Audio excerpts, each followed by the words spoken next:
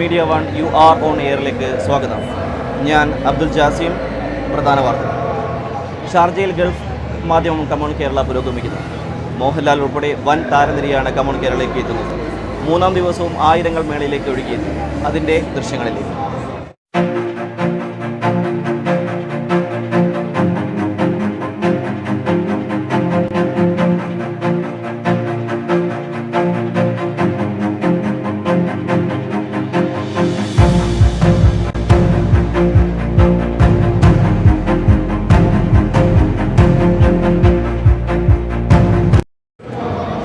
Middle ഈസ്റ്റിലെ ഏറ്റവും വലിയ Indian വാണിജ്യ സാംസ്കാരിക വിനോദ മേളയാണ് ഗൾഫ് മാധ്യമം ഒരുക്കുന്ന കമോൺ കേരള.